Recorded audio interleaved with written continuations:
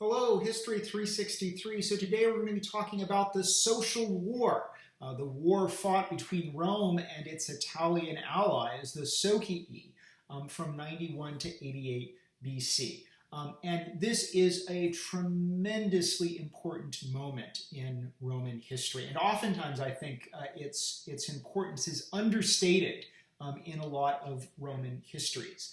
But I would actually argue that the Social War is kind of the moment where the political problems that the Roman Republic is clearly already having, the desire for agrarian reform, the political violence, those problems are there, but it's possible that they're still manageable. After the Social War, it's unclear to me that the Roman Republic can continue to work, can continue to function in a meaningful way. More on that in a bit. Now, it is unfortunate that for such a consequential period in Roman history that we know so little about it.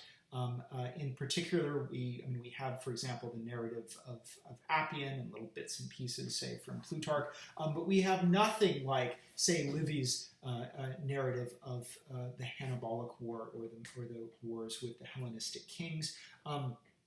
And so, therefore, we don't particularly understand a lot about the war, including even what is going on with those Italians. Indeed, one of our most important sources for the Social War, rather than literary sources, is coinage, including the huge amount of coinage that the Italians mint to fund their new state. Now, it is sometimes said that the Italian allies are basically rebelling in order to obtain Roman citizenship, and it's only after the violence that they decide that they're going to set up an alternate state, an Italian state, that is appropriately going to be called Italia. And the state is going to have a new capital at Corfinium that is going to be called Italica. Now, that said, I think a number of historians on the Social War have recently suggested that we should flip that, namely that the Italians may be initially a separatist revolt, trying to create either a counter-state in Italy or even a state that overwhelms Rome and takes over its Italian hegemony, and it's only in defeat that they accept Roman citizenship. Suffice it to say, the Italians do create a new confederation of all of the rebels. This includes, again, the sort of highland tribes now in the Abruzzi area, the Marsi, the Paeligni. It's notable that the war is sometimes referred to by actually both modern and ancient historians as the Marsik War, because the Marsi are so prominent amongst the early rebels. But this new Italian coalition extends down south, particularly the Samnites and Lucanians, and a number of tribes, groups in Apulia, and also briefly a number of Etruscan city-states join the revolt, Etruscan and Umbrian communities. So this is a rebellion that covers a huge swath of Roman Italy, and again is very, very dangerous to the Romans. They've lost, because the army they need to quash it is now the army that they're fighting. And here's where we wish we knew more of the military narrative. All we know that it is an especially difficult and bloody and dangerous war. Now, the Romans do continue to have some advantages, and those advantages largely, in some ways, as with the Hannibalic War, where the Romans survive a series of defections and still pull through, the same thing happens in the Social War. Firstly, all of the Latin colonies, save one, hold. And so the Latin colonies seem to have a kind of special connection with Rome. Some of it is, they're descended from Roman settlers. They speak Latin, and so therefore there is that sort of obvious cultural connection. Latin colonists have special legal privileges like connubium and commercium.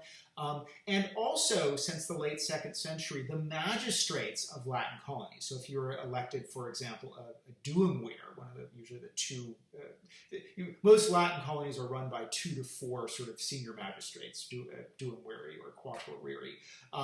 So suffice to say, if you were elected as one of these colonial magistrates, by the late 2nd century, you are automatically given Roman citizenship. So that actually means that the elite of a lot of Latin colonies, the people who are elected to high office, their families are now Roman citizens, even though if most of the people living in those colonies are just have the Latin right. So the Latin colonies hold, and this is very, very important, both for giving the Romans access to key strategic points and also the a military reserve of military manpower.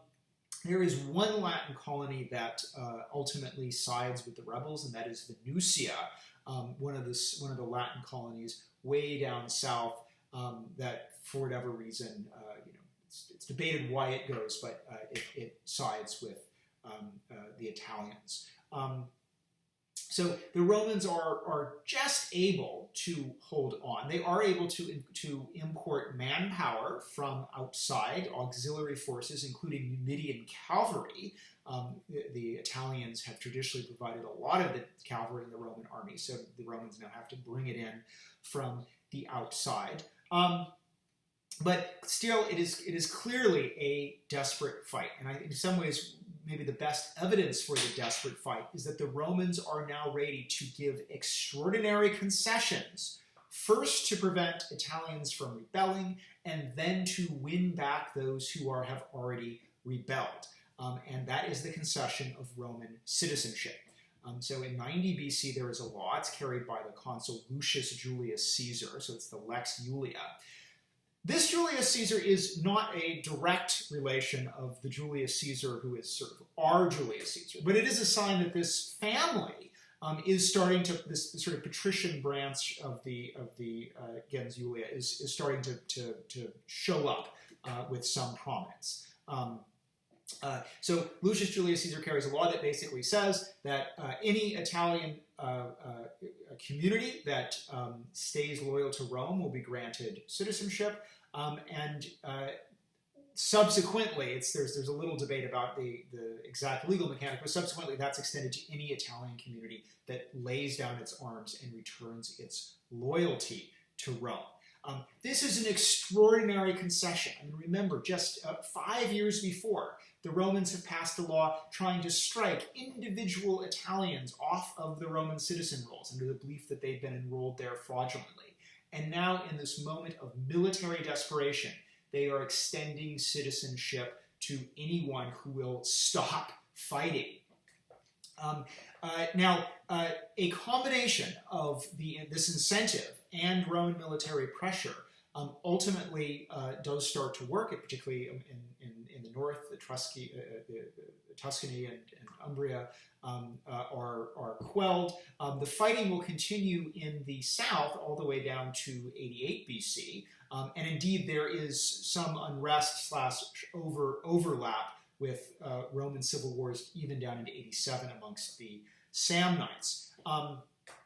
Nonetheless, by the end of the Social War, we now have a remarkable effect. All of Italy, south of the Apennine Mountains, now consists of Roman citizens, even though this citizenship is the result of an incredibly brutal and violent war between the Romans and their closest partners in their imperial project. And now I think we should actually step and pause and say, well, despite the violence, that sounds like a pretty happy story, right? It sounds like the continuation of the Roman story of inclusion. Now the Italians are just all Roman citizens. Rome is now a single, Italy is now a kind of single political unity. And I think it is possible to see that as a kind of happy story.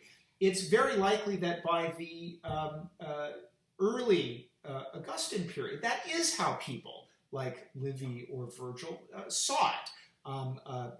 People who come from these formerly Italian communities that now have Roman citizenship and are actually proud to think of Italians as a kind of single unity, a single Roman thing. Indeed, it's notable that Livy, in his narrative, which of course is from a much earlier time, we've lost Livy's actual extended narrative of the social war. God, I wish we had it. But Livy actually goes out of his way, Livy's from Padua, and he goes out of his way to describe the contributions of Italian units and officers in the Roman army. And this seems to be actually part of a kind of late annalistic thread of being really interested in how Italian contributions contributed to the Roman project. And of course, Virgil very much gives us a kind of image of Roman Italy that need not have really been there at the time. I mean, remember, when the Italian rebels are minting coins, we actually sort of see what the other side in the coin. So, for example, the coins are minted in both Latin, but also in Oscan. So it's clear that those are the kind of lingua franca of the Italian Confederacy of Italia as visualized. And also we even see one coin that shows, a famous coin that shows a Italian bull, so they even have a kind of mascot, goring the Roman wolf. So while there is sort of, a century later, a kind of sense of, almost a century later, a sense of, okay, we're all Italian and there's a kind of kumbaya feeling. That feeling is not necessarily there in 88. Italians have the citizenship, but it's in a moment of incredible violence and divisiveness. I think more seriously, the Romans have effectively created something that looks darn close to a nation state. In that you now have this huge swath of territory that actually represents a significant chunk of the modern Italian nation state, with a unified citizenship. It is still being governed by the apparatus of a city-state.